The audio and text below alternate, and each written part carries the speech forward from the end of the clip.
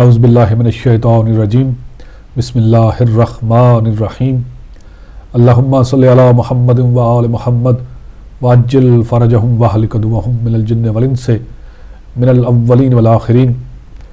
محترم ناظرین و سامعین، السلام علیکم ورحمۃ اللہ وبرکاتہ۔ میں آپ کا میزبان سید علی مرتضیٰ پروگرام ظہور حجت کے ساتھ حاضر خدمت ہوں، اور میرے ساتھ تشریف رکھتے ہیں نہایت محترم جناب قبلہ و کعبہ حجت الاسلام والمسلمین مولانا سید نجف النقوی صاحب۔ قبلہ السلام علیکم۔ جی علیکم السلام۔ شکر گزار ہے قبلہ آپ نے وقت نکالا۔ جی شکریہ۔ قبلہ سے پوچھنا چاہوں گا، آپ نے پچھلے پروگراموں میں مدینہ فاضلہ کے حوالے سے معاشرے کا قانونی تصور بھی بیان کیا، معاشرے کے بنیادی ارکان کے حوالے سے ہم آپ کی بڑی عالمانہ گفتگو سے مستفید ہوئے ہیں۔ اسی کو رب دیتے پوچھنا چاہوں گا کہ معاشرے کے اہم سماجی ادارے کون سے ہو سکتے ہیں یا کون سے ہیں؟ بسم اللہ الرحمن الرحیم وبہ نستعین رب اشرح لی صدری ویسر لی امری واحلل عقدۃ من لسانی یفقہوا قولی۔ بنیادی طور پہ بحث سے جو ہے نا ایک بار تاکہ مربوط ہو جائے، جی درمیان میں کچھ فاصلہ رہا ہے کہ دنیا میں اگر انسانی اجتماع کو آپ دو حصوں میں تقسیم کریں، ایک وہ ہیں جو کسی مذہب کسی دین پہ ان کا عقیدہ ہے، اور ایک وہ ہیں جو مذہب پہ کوئی عقیدہ نہیں ہے۔ ٹھیک ہے۔ یہ دونوں طرح کے جو انسان ہیں، یہ انہوں نے تاریخ کا ایک اینڈ پوائنٹ تصور کیا ہوا ہے ٹھیک کہ ایک وقت آئے گا جس زمانے میں انسان کو کوئی پریشانی نہیں ہوگی، ٹھیک ہے، اور اس زمانے کا جو تمدن ہے، اس زمانے کا جو سویلائزیشن ہے، اس زمانے میں جو انسان اپنی تمام تر کیا کہتے ہیں اس کو، اختلافات جو ہیں، تنوع، اختلاف نہیں، تنوع جو انسانوں میں موجود ہے، قومیں مختلف ہیں، زبانیں مختلف ہیں، کلچر مختلف ہیں، جی جی، باقی بھی اسی طرح جو یہ سارے سلسلے موجود ہیں۔ تو اس ڈائیورسٹی کے ہوتے ہوئے انسان جو ہے ایک آئیڈیل سوسائٹی میں رہے گا، اور اس میں کسی طرح کی کوئی مشکل نہیں ہوگی۔ اس آئیڈیل سوسائٹی میں ہر چیز جو ہے وہ آئیڈیل ہوگی، اس میں ایجوکیشنل سسٹم کو کہیں، کلائمیکس آف سوسائٹی کہہ سکتے ہیں، عروج، جی عروج ہوگا۔ انسانی معاشرہ جو واقعاً ایک مثالی معاشرہ ہوگا، جس میں تعلیم کے اعتبار سے، سیاسی نظام اور ڈھانچے کے اعتبار سے، جس میں انسٹیٹیوشنل ڈیولپمنٹ کے حوالے سے، جس میں انسان کے اقتصادی مسائل کے حوالے سے، اور یہ جو دنیا کے اندر جو بے امنی، بد امنی، اضطراب ہے، یہ کچھ بھی نہیں ہوگا۔ البتہ اہل مذہب نے اپنے عقیدے کے اعتبار سے ایک چیز سوچی ہوئی ہے، اس میں ایک کامن پوائنٹ ہے، جی، بڑا خوبصورت بات ہے۔ وہ بڑے بڑے مذاہب جو ہیں وہ اسلام ہے، مسیحیت ہے، یہودیت ہے، ہندو مت ہے، بدھ مت ہے، زرتشت ہیں، تو یہ آپ کہہ سکتے ہیں، یا مثلا کچھ اور مذاہب بھی ہیں۔ تو ان سب کے ہاں ایک مشترکہ جو نقطہ پایا جاتا ہے وہ یہ ہے کہ یہ قائل ہیں کہ ایک آسمانی اور ایک الہی انسان جو ہے، اس کے بغیر یہ معاشرہ نہیں ہو سکتا، ایسا ممکن نہیں۔ البتہ تھوڑا تھوڑا فرق ہے، لیکن اس ایک شخصیت پہ بہرحال ایک کنسنسس موجود ہے۔ مسلمان قائل ہیں حضرت مہدی علیہ السلام تشریف لائیں گے، البتہ یہ بھی قائل ہیں کہ حضرت مسیح علیہ السلام بھی آئیں گے۔ عیسائی قائل ہیں حضرت مسیح علیہ السلام آئیں گے۔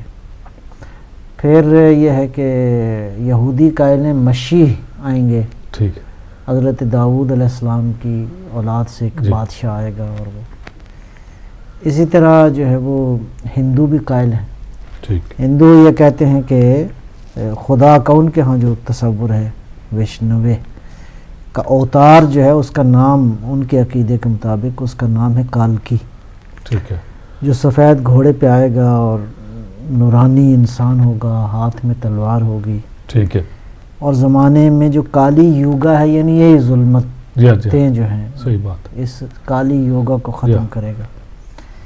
اور کالکی کا جو معنی لٹرل میننگ ہے بڑا خوبصورت ہے. ٹھیک ہے. ہاں وہ کہتے ہیں کہ اس کا معنی ہے وقت، زمانہ، یا اس کا معنی ہے ابدیت. ٹھیک. یا کالکی کا معنی ہے تاریکیوں کو ختم کرنے والا. ٹھیک. جہالتوں کو ختم کرنے والا. تو یہ کہتے ہیں یہ کالی یوگا جو اس وقت دنیا کے اندر ہے یہ ختم ہوگی وہ کالکی کے آنے کے بعد. ٹھیک. وہ ایک نورانی انسان جو گھوڑے پہ سوار ہوگا اور آئے گا، اور اس طرح. پھر بدھ مت ایک بہت بڑا ان کے پیروکار ہیں دنیا کے اندر ایک بڑی تعداد میں. بہرحال ان کے عقیدے کے مطابق کہتے ہیں کہ شمبالا ایک مثالی بادشاہت کا ایک تصور تاریخ میں رہا ہے جس کے کوئی 32 بادشاہ تھے. اور ٹھیک ہے. اس کے بعد وہ بھی لفظ کالکی کا استعمال کرتے ہیں اس سے کیا کہتے ہیں ان بادشاہوں کے لیے تقریباً. ٹھیک ہے. تو ان کی تعداد وہ کہتے ہیں 25 ہے اس ڈائنسٹی کے لیے وہ. ہاں جی، وہ جو ایک مثالی بادشاہت ہے. اچھا، اب اس کے بعد جو سلسلہ ہے وہ تو دنیا سے چلے گیا، اور ان کا جو ہے نا ان کا مظہر بن کر جو مذہبی شخصیات آتی رہی ہیں ان کو وہ دلائی لاما کہتے ہیں. ٹھیک. ابھی 14واں دلائی لاما اس وقت موجود ہے. جی. تو مقصد یہ ہے کہ وہ یہی وہ سسٹم ہے، ایک معنوی ایک روحانی شخصیت کا ہونا ضروری ہے. ٹھیک. تاکہ دنیا جو ہے وہ امن کا خواب جو ہے وہ دیکھے. پھر زرتشت ایک مذہب ظاہر ہے کہ ایران میں یہ ایک تعداد ان کی پائی جاتی ہے. بہرحال ہمارے علماء بھی کہتے ہیں ہو سکتا ہے امکان ہے کہ یہ کوئی اپنے زمانے کے نبی ہوں اور بعد میں پھر آہستہ آہستہ ان کی تعلیمات جو ہے وہ لوگوں نے کوئی اور رنگ اس کو دے دیا. تو زرتشت جب دنیا سے چلے گئے تو ان کے سپرمز ہیں دریائے ہامون میں اللہ نے رکھ دیے ہیں. ٹھیک.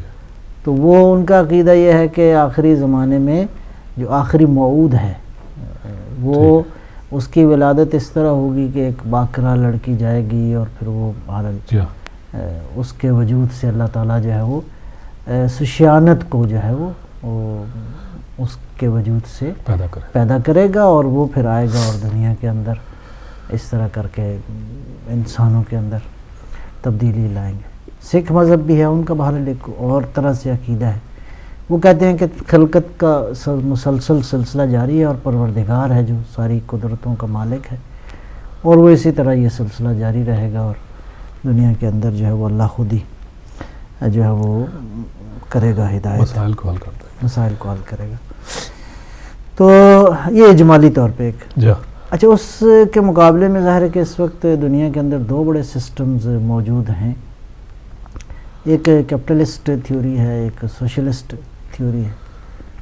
لیکن مجموعی طور پہ زیادہ تر غالب لوگوں کا خیال یہی ہے کہ جو اینڈ پوائنٹ ہے ہسٹری کا وہ یہ ہوگا کہ جو لبرل ڈیموکریسی کا تصور ہے وہ بنیادی طور پہ اس دنیا میں قائم ہوگا، اور اس سے یہ ساری دنیا کے مسائل جو ہیں وہ حل ہو جائیں گے.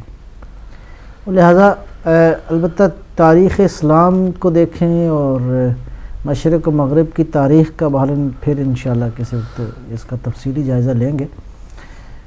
شاید میں اشارہ بھی کر چکا ہوں پہلے.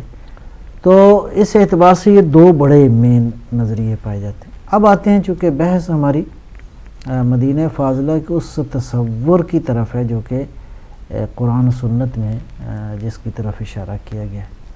لہذا اس اعتبار سے کچھ ٹیکنیکل پوائنٹس کا سمجھنا ضروری ہے کہ دینی نقطہ نظر سے سماج کو قائم رکھنے والے کون سے بنیادی ستون ہیں جن سے تمدن، یہ تمدن کا جو اصل بنیاد ہے وہی مدینہ ہے. مدینہ جس میں بہرحال اہل لغت یہی کہتے ہیں کہ مختلف درجہ بدرجہ ہے. ایک مرحلہ ہے انسانی آبادی کا جس کو قریہ کہتے ہیں، جو قریہ سے زیادہ آبادی ہوتی ہے اس کو مدینہ کہتے ہیں. اور مدینہ فاضلہ کی جو لغوی تعریف کی ہے اہل لغت نے، وہ کہتے ہیں المجتمع الانسانی المثالی الذي يسير على هدى الاخلاق وحکمت رئیس فیلسوف او نبی اکتملت لديه الخصال التي لا تتوافر لدى عامة الناس بہرحال ایک خوبصورت تعریف کی گئی. ایسا انسانی اجتماع، جی ایسا مثالی آئیڈیل انسانی سوسائٹی جو اخلاق کے راستے پہ گامزن ہو. ٹھیک ہے جی. اور یا تو اس میں کوئی فلسفی اس کا رئیس ہو، اس کی حکمت پہ وہ لوگ وہ معاشرہ چلے، جی یا کسی نبی کی اس میں قیادت میں وہ معاشرہ جو ہے وہ چلے. اور نبی کی خصوصیت یہ ہے کہ جس میں تمام تر اعلیٰ انسانی خصوصیات اس میں کامل ہوتی ہیں جو عام طور پہ لوگوں میں نہیں ہوتی. تو یہ ایک لٹرل میننگ بھی. تو تاریخ اسلام میں دیکھا جائے تو بہرحال ایک تمدن جو ہے وہ رہا ہے، ایک بہرحال ایک علمی ترقی کے حوالے سے ایک دور گزرا ہے. فی الحال ابھی وہ مورد بحث نہیں ہے. تو آپ کے اس سوال کی روشنی میں میں عرض کروں گا وہ ستون جن کی وجہ سے واقعاً ایک سوسائٹی قائم رہتی ہے، 4-5 بنیادی اس میں ہم ذکر کر سکتے ہیں. سب سے پہلی اکائی جس سے پورا تمدن قائم ہوتا ہے وہ فیملی ہے. ٹھیک. پہلی سب سے پہلی اکائی جو ہے وہ ظاہر ہے کہ خاندان کی تشکیل ہے. مرد عورت اور ان کے نکاح سے جو سلسلہ ایک بنتا ہے. اور اگر اس پہ بحث کی جائے تو خیر بحث تو بہت لمبی ہو سکتی ہے، لیکن یہ بات بڑی اہم ہے کہ دینی اعتبار سے خاندان کی تشکیل سے پہلے کے مراحل، تشکیل کے دوران کے مراحل اور تشکیل کے ماں بعد کے مراحل، ان تمام تر مراحل میں قرآن کریم نے، دین نے بڑی ہی نورانی تعلیمات دی ہیں. ٹھیک. کہ اس کو اگر میں یوں کہوں، اور میں اکثر یہ بات دہراتا ہوں کہ انسان کی اصل اولاد کی تربیت اس وقت ہوتی ہے جب آپ رشتہ تلاش کرتے ہیں. ٹھیک ہے. یعنی لڑکی کے لیے لڑکا اور لڑکے کے لیے لڑکی جب تلاش کی جاتی ہے، بنیادی طور پر آپ آنے والی نسلوں کی صحیح بات حوالے سے آپ انتخاب کر رہے ہوتے ہیں کہ کون سا جو ہے پیئر کس طرح میچ کرے گا، اور تاکہ وہ جو نسل ہے وہ بابرکت ہو، وہ خوبصورت ہو، وہ بہترین نسل ہو. تو اس اعتبار سے اس اکائی کے حوالے سے، اور میں سمجھتا ہوں کہ تاریخ اسلام میں بڑی عظیم الشان مثالیں موجود ہیں. حضرت آدم علیہ السلام، حضرت حوا کی مثال ہے، پیغمبر اکرم صلی اللہ علیہ وسلم، حضرت خدیجہ سلام اللہ علیہ مثال ہے، امیر المومنین حضرت علی علیہ السلام اور حضرت سیدہ سلام اللہ علیہ کی ذات اقدس ہے. اور اس کے ماں بعد بھی خود علماء میں ہم دیکھتے ہیں کئی ایک بڑی عظیم الشان مثالیں موجود ہیں. ایسے لوگ بھی گزرے ہیں، وہ مجھے بات یاد آ گئی. اور ایسی ایک آدھ مثال نہیں، کافی مثالیں ہیں. آیت اللہ بہشتی، ڈاکٹر سید محمد حسین بہشتی جو ہے بہت بڑی شخصیت تھے اپنے زمانے کے. تو ان کی شہادت کے بعد ان کی والدہ سے کوئی ایک انٹرویو لیا گیا. تو یہ کوئی پرانا واقعہ نہیں ہے، یہ انقلاب اسلامی ایران کے اوائل کی بات ہے. یعنی 30 سال تقریباً پرانی کہہ لیں، لیکن یہ ہے کہ یعنی تازہ واقعہ ہے کہا جائے. تو کہا کہ آغا بہشتی میں اتنی خصوصیات تھیں، آپ نے کیا کیا ہے، کیسے تربیت کی اس نوجوان کی، اپنے بیٹے کی. تو انہوں نے فرمایا کہ اس بچے کی ولادت کے بعد ہمیشہ میں نے اس کو باوضو ہو کر دودھ پلایا. سبحان اللہ. تو ایسی ماں زیبا ہے کہ ایسی مائیں موجود ہوں تو پھر بڑے انسان، بہشتی جیسا انسان، بہشتی جیسے معاشرے کو دیا جا سکتا ہے. آج بھی ممکن ہے. مقصد یہ ہے کہ آج بھی ممکن ہے. تو اس حوالے سے بہت ساری بحثیں ہیں. لہٰذا اگر یہ ہر آہستہ آہستہ یہ اکائیاں ٹھیک ہونا شروع ہو جائیں تو ایک پورا معاشرہ جو ہے وہ واقعاً پاکیزگی اور نورانیت اور وہ جو دین چاہتا ہے اسی طرح وہ معاشرہ تشکیل پا سکتا ہے. لہٰذا سب سے بنیادی ترین اکائی جو ہے کسی سماج کی، یا اس کو بنیادی ترین ستون آپ کہہ سکتے ہیں، تو وہی خاندان ہے، اور خاندان کی تشکیل ہے، اور جس میں مذکر مؤنث کا اللہ نے ایک نظام بنایا ہوا ہے. دوسرا جو ستون ہے جو بہت ہی اہم ہے اور انبیاء علیہ السلام کی بعثت کے حوالے سے بنیادی ترین مقصد جو ہے اسی کو اللہ تعالیٰ نے قرار دیا ہے. بسم اللہ الرحمن الرحیم والذی بعث فی الامیین رسولا منہم یتلو علیہم آیاتہ یزکیہم ویعلمہم الکتاب والحکمہ. تو یا یہ وَلَقَدْ مَنَّ اللَّهُ عَلَى الْمُؤْمِنِينَ إِذْ بَعَثَ فِيهِمْ رَسُولًا. تو تعبیرات مختلف ہیں اور البتہ ہر تعبیر میں ایک حسن اور خوبصورتی پائی جاتی ہے. تو انبیاء علیہ السلام کی بعثت کا بنیادی ترین مقصد جو ہے دو چیزوں کی پرورش تھی. ایک روحوں کی پرورش، ٹھیک، باطن کی پرورش اور تزکیہ اور پاکیزگی. ٹھیک ہے جی، یزکی ہیں وہ جو نفوس انسانی کی کا تزکیہ ہے وہ، اور دوسرا علم و حکمت کی تعلیم ہے. ٹھیک، یعنی اصل یہی دو بنیادی ایجنڈے ہیں بے شک کہ علم، حکمت اور عقل کی پرورش جو ہے وہ اتنی کی جائے تاکہ آپ دیکھیں نا کہ سرکار دو عالم صلی اللہ علیہ وسلم کی وہ معروف حدیث ہے کہ طلب العلم فریضۃ علی کل مسلم و مسلم. جی، گویا بے الفاظ دیگر یوں کہا جا سکتا ہے کہ اسلام نے، بانی شریعت نے روز اول سے یہ چاہا کہ اسلامی سوسائٹی کو یوں ڈیفائن کریں. اسلامی سوسائٹی، اسلامی معاشرہ یعنی عالم معاشرہ.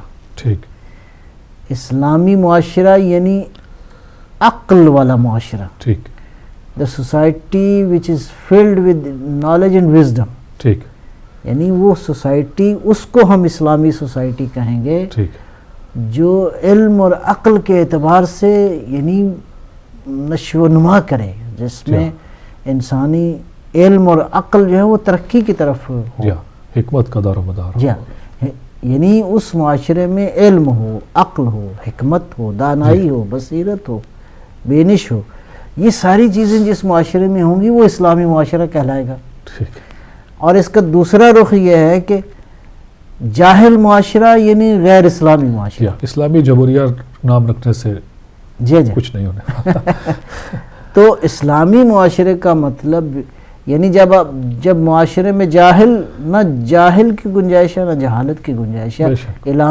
اسلامی معاشرہ یعنی علمی معاشرہ، عقلی معاشرہ. وہ معاشرہ جو علم اور عقل اور بصیرت کی بنیاد پہ ترقی کرے، اور پھر یہ ترقی اس مرحلے تک پہنچ جائے کہ انسان عقل سے اگلی جو منزل ہے وہ ظاہر ہے وحی الہی کا نظام ہے.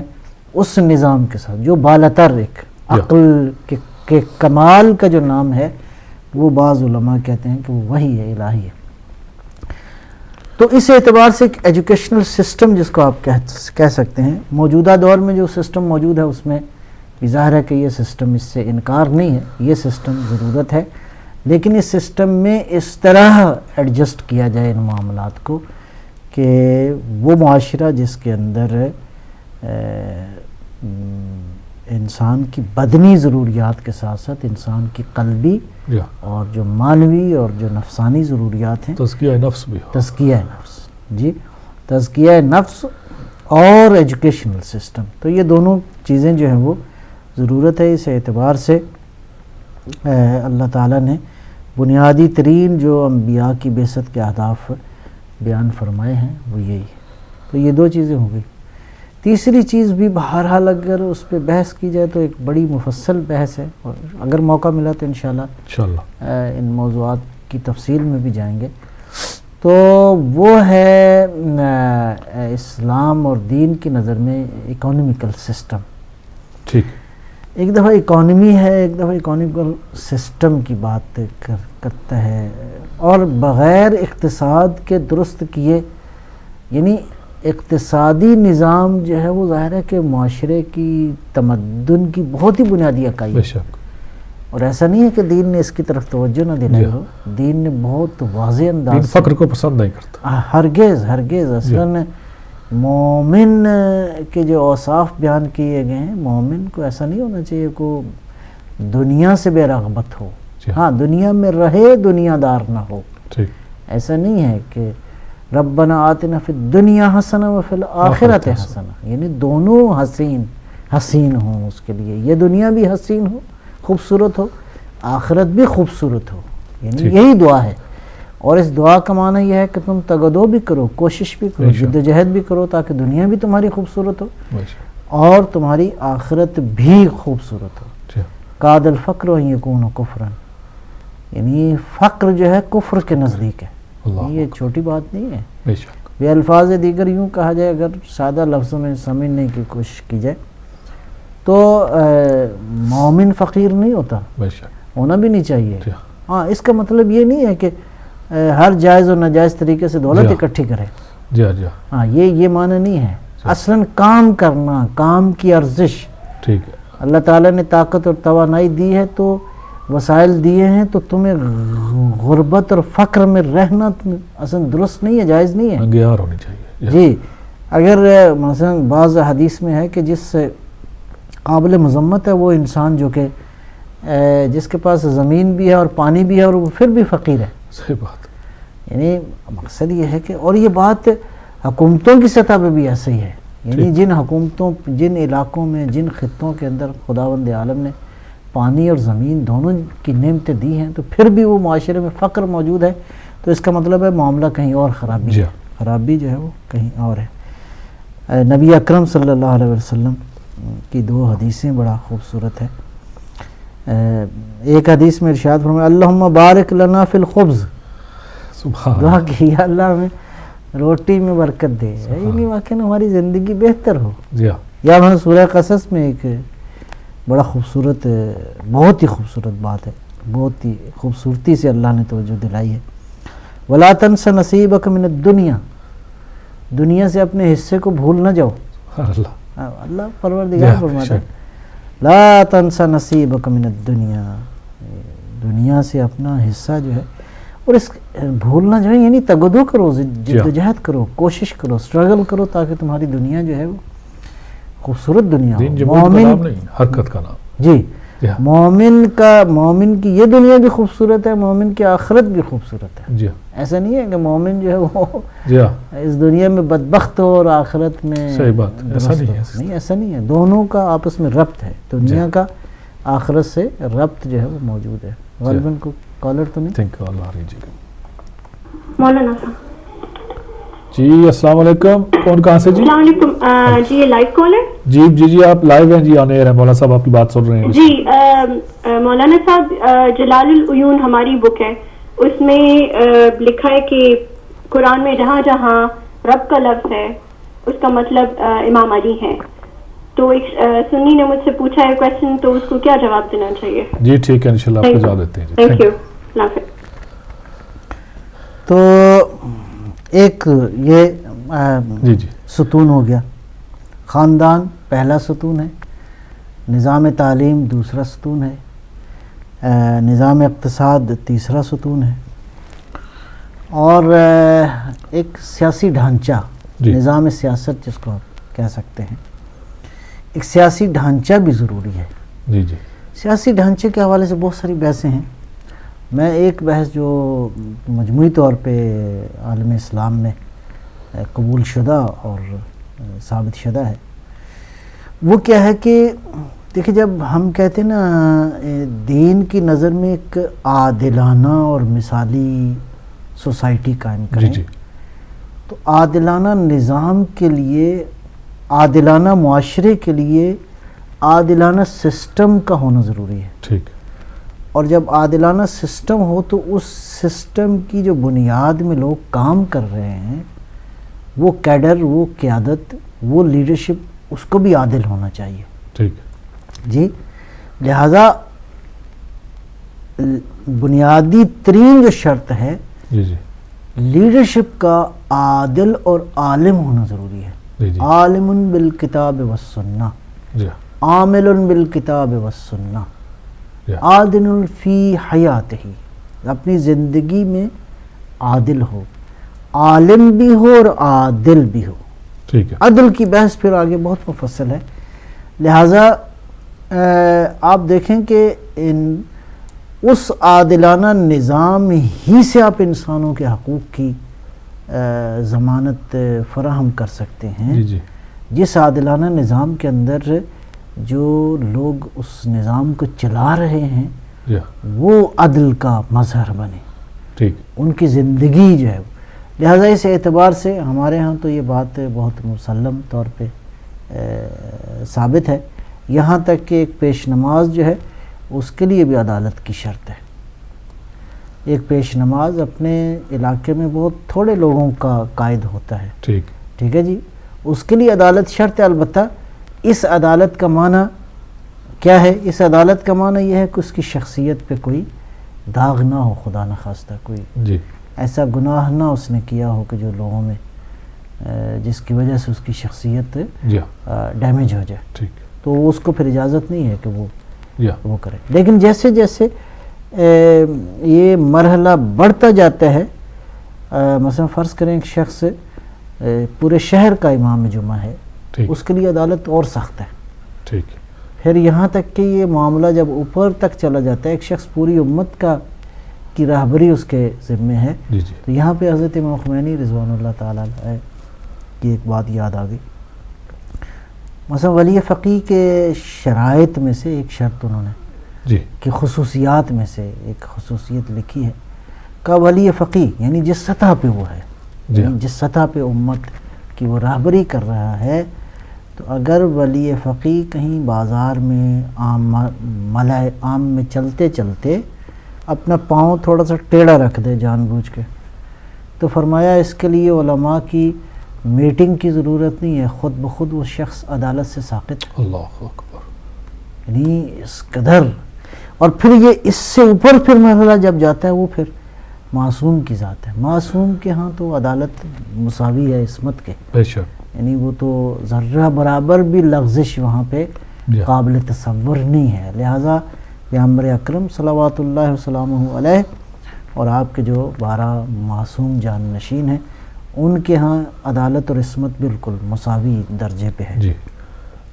لہٰذا سیاسی ڈھانچہ، البتہ اس کی شکل کیا ہوگی وہ اس زمانے کے اہل حل و عقد بیٹھیں، اہل علم اور اہل بصیرت بیٹھیں، اور اس کے لیے اب وہ سسٹم جو ہے وہ کون سا ہونا چاہیے، جمہوری نظام ہو، غیر جمہوری ہو، یہ پھر بعد کی بحثیں ہیں۔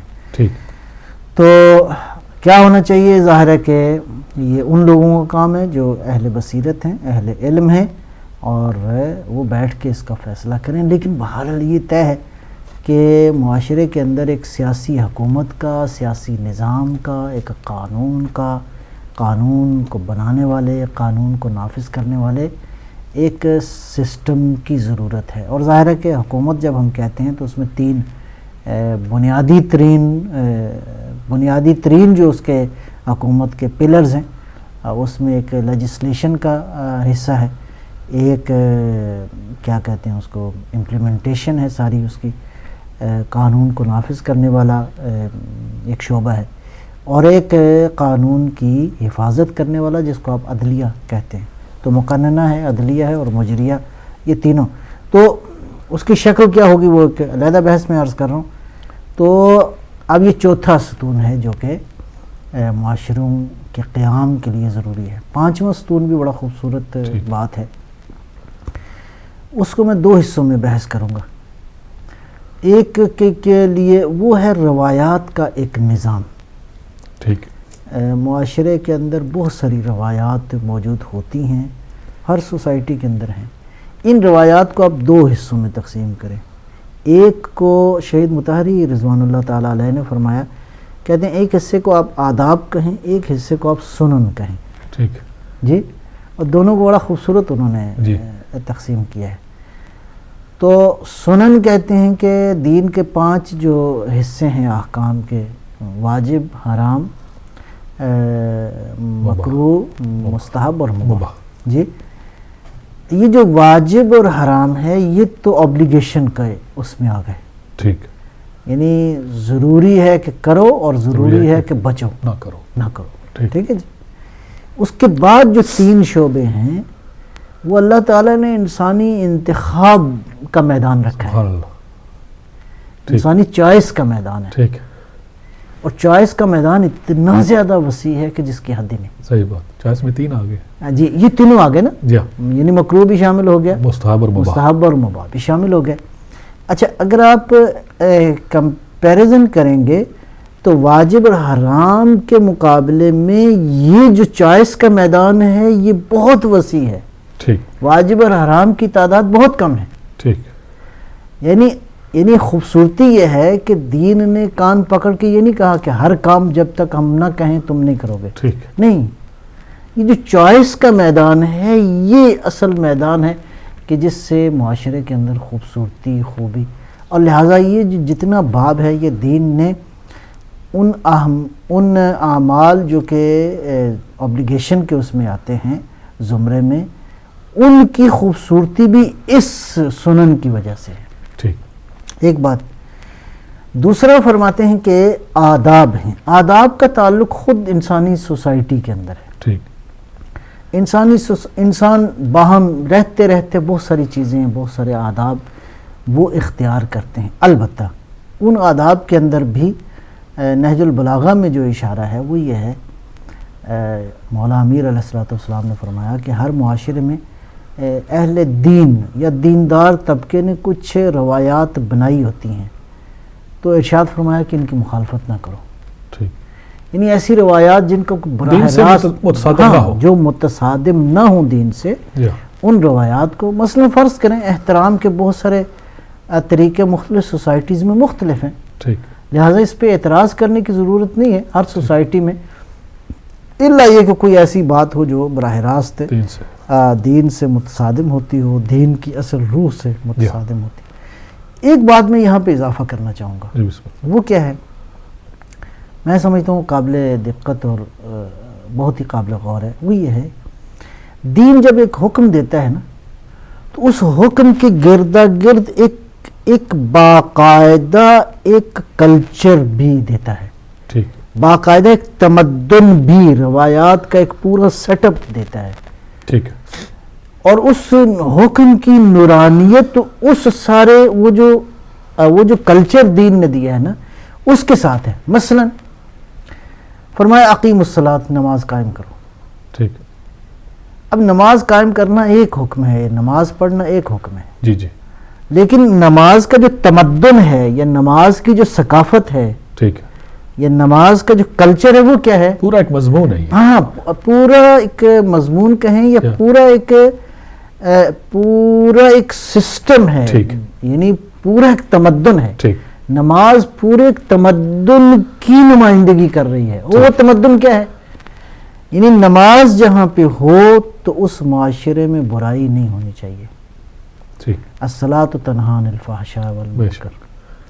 نماز جہاں پہ ہو تو نماز کیا کرتی ہے, الصلاۃ معراج المومن, یعنی بندگی اور عبودیت کی ایک انتہائی خوبصورت شکل. تکبر وہاں نہیں ہونا چاہیے, وہاں تکبر نہیں ہونا چاہیے. جہاں نماز آ جائے وہاں انسانوں کے درمیان آپس میں گہرا ربط ہونا چاہیے. پبلک ڈیلنگ اور پبلک کوآپریشن اور چیریٹی کے جتنے امور ہیں وہ اسی نماز سے وابستہ ہیں. نماز یعنی انسان کی زندگی میں ایک نظم آ جائے, یعنی وقت کی پابندی ہو جائے. تو یہ سارے احکام اگر آپ اکٹھے کریں تو خود نماز ایک حکم ہے, لیکن نماز ایک حکم کے ساتھ ساتھ ایک تمدن کی جو ہے وہ عکاسی کر رہا ہے. ٹھیک. ایک پورا نظام ہے جو نماز کے ساتھ دین نے مقدس اسلام نے دیا. اسی طرح مثلا مثال کے طور پہ ایک اور حکم کی مثال دیتا ہوں.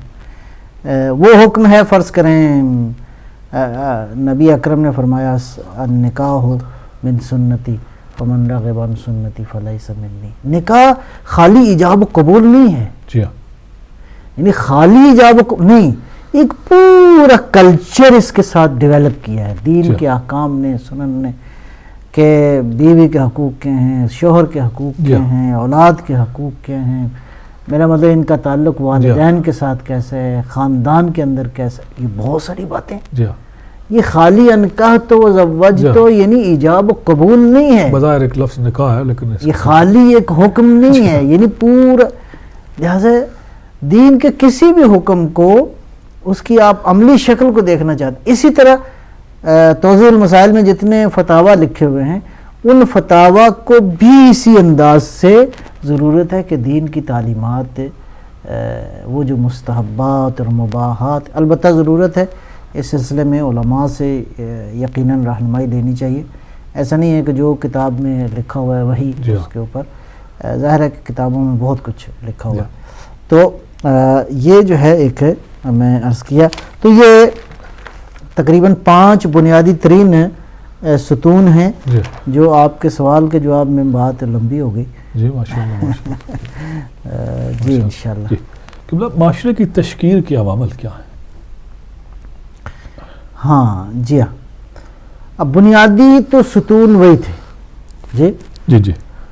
اب ان ستونوں کے حوالے سے اب یوں کہیں کہ کون سا ٹریک اختیار کیا جائے تاکہ یہ معاشرہ قائم ہو سکے، ٹھیک، یہ تمدن جو ہے وہ یہ بن سکے. اور وہ بنیادی محرکات آپ کہہ لیں، آپ کے سوال کو اگر میں یوں کہوں کہ وہ بنیادی محرکات جن کی وجہ سے معاشرہ واقعاً قائم ہوتا ہے اور یہ سارا سسٹم جو ہے وہ قائم ہوتا ہے. میں 2 چیزوں کی طرف بنیادی طور پہ اشارہ کروں گا.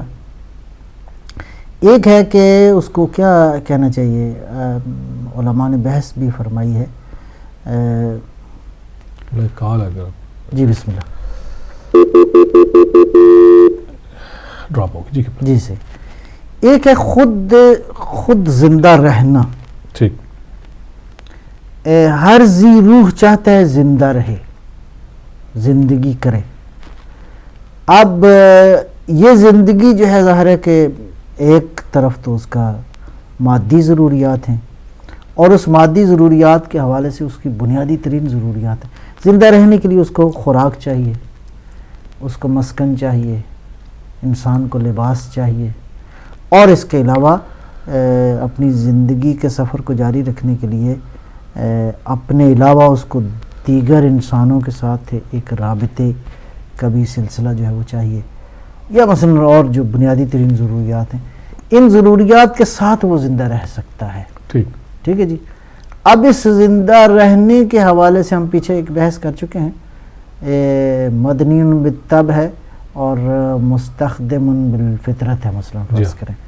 تو یہ جو انسان کے نیچرل جو ایک اس کی خواہش ہے اور اس کے تکمیل کے لیے وہ انسانی سوسائٹی کے اندر رہ کے اپنی ان خواہشات کو پورا کرنا چاہتا ہے، تو پہلا مرحلہ ہے کہ یعنی وہی جو تشکیل کے عوامل میں پہلا مرحلہ خود زندگی کرنا ہے.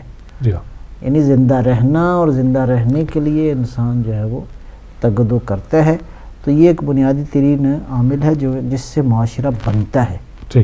لیکن مایوس انسان کے لیے کوئی چیز وجود نہیں رکھتی، نہ اس کا اپنا وجود اہمیت رکھتا ہے نہ کوئی اور چیز اہمیت رکھتی ہے. لہذا خود حق حیات اور زندگی کرنا یہ انسان کی ایک ایسی خواہش ہے کہ جس کی وجہ سے معاشرے کی تشکیل پائی جا سکتی ہے. دوسرا نقطہ جو ہے بہت ہی اہم ہے، وہ یہ ہے کہ ہر انسان کمال کا طالب ہے. ٹھیک ہے. اس پہ عرفا نے بڑی خوبصورت بحثیں کی ہیں، میں اس ساری بحثوں میں تو نہیں جاتا. ایون بعض اوقات حضرت امام خمینی نے ایک بڑی خوبصورت، البتہ وہ بہت گہری عرفانی بحث ہے، مشکل ہے اس کو بیان کرنا، لیکن ایک زاویہ شاید میں اس کا عرض کروں گا. وہ کہتے ہیں کہ بعض اوقات انسان جو گناہ بھی کر رہا ہوتا ہے نا، تو اس کی فطرت کچھ اور چاہ رہی ہوتی ہے، وہ ٹریک صحیح نہیں اختیار. فطرت چاہ رہی ہوتی ہے کہ یہ کمال کی طرف جائے، لیکن وہ راہ کے انتخاب میں اشتباہ کرتا ہے اور وہ گناہ کرتا ہے. فطرتاً انسان کمال کا طالب ہے. ٹھیک ہے جی. اس کے لیے جو ٹریک دین نے مقرر کیا، فطرت میں پستی نہیں، فطرت نہیں پست، فطرت تو عالی ہے، اعلیٰ کی طرف سفر کرنا چاہتا ہے. ٹھیک ہے نا جی. لیکن ہوتا یہ ہے کہ وہ اس کمال کو کہیں اور جا تلاش کرتا ہے. مثلا کہتا ہے کہ میں دولت کماؤں گا تو میرے لیے باعث کمال ہے. کما لیتا ہے تو پھر کہتا ہے کچھ اور کما لوں، پھر کچھ اور کما لوں، پھر یہاں تک کہ وہ اسی چکر میں وہ قرآن کہتا ہے الہاکم التکاثر جا حتی حتی زرتم زرتم المقابر. یہ تو اصل میں بنیادی طور پہ انسان جی. کمال کا طالب ہے اور اس کی فطرت میں ہے. سبحان اللہ. قبلہ اسی پہ پروگرام ختم کرنا چاہوں گا. جی. ختم ہو گیا انشاءاللہ. یہ بحث جاری رہے گی. میری بہن نے ایک سوال کیا تھا. سوال کا معیار اتنا نہیں ہے کہ میں اس قبلہ کا طلبگار ہوں کہ بس جواب دیں. میں کچھ عرض کرنا چاہوں گا کہ آپ سے کسی نے اہل سنت بھائی نے کسی نے سوال کیا ہے تو آپ اسے یہی گزارش کریں کہ صحائح ستہ اہل سنت میں ہے. ہمارے میں کسی کتاب کو صحیح کا درجہ حاصل نہیں ہے سوائے قرآن مجید کے. اور معصوم کا فرمان ہے کہ ہمارا کوئی فرمان ہماری کوئی روایت جو ہم سے منسوب ہو اور قرآن سے متصادم ہو اسے دیوار پر دے مارو. اس لیے رب وہی ہے جو علی مرتضیٰ علیہ السلام کا رب ہے, وہی ہمارا خالق ہے, وہی ہمارا خالق ہے اور یہی عقیدہ برحق ہے. اور میں معاف کیجیے گا, اور یہ روایت اس کتاب میں امکان نہیں ہے, اور اگر فرض کیا ہو تو وہ قابل قبول نہیں, وہ دیوار پر دے مارنے کے قابل ہے. عقیدہ برحق وہی ہے, رب اعلیٰ وہی ہے, رب العالمین وہی ہے جو علی علیہ السلام کا بھی خالق ہے, مالک ہے اور رازق ہے. آخر میں امام صادق علیہ السلام کی اس حدیث کے ساتھ پروگرام کو ختم کرنا چاہوں گا کہ آپ نے فرمایا کہ روز محشر ہماری شفاعت اس تک نہیں پہنچے گی جو اپنی زندگی میں نماز کو اہمیت نہیں دیتا ہوگا. ہر معصوم کی آخری وصیت یہی رہی ہے, الصلاۃ الصلاۃ الصلاۃ. اگلی جمعرات کو آپ سے ملاقات ہوگی. یہ جو پروگرام آپ نے مس کیے ہیں اس کی وجہ یہ تھی کہ بیرون ملک لیکچرز کے سلسلے میں گئے ہوئے تھے, اب وہ تشریف لے آئے ہیں. انشاءاللہ پروگرام اپنے پروگرام کے مطابق ریگولرلی ہر تھرسڈے کو شام 7 سے 8 بجے تک ہوا کرے گا. ہم آپ کی فون کالز کے آپ کی تجویز کے لیے منتظر رہیں گے. وعلیکم السلام ورحمۃ اللہ وبرکاتہ.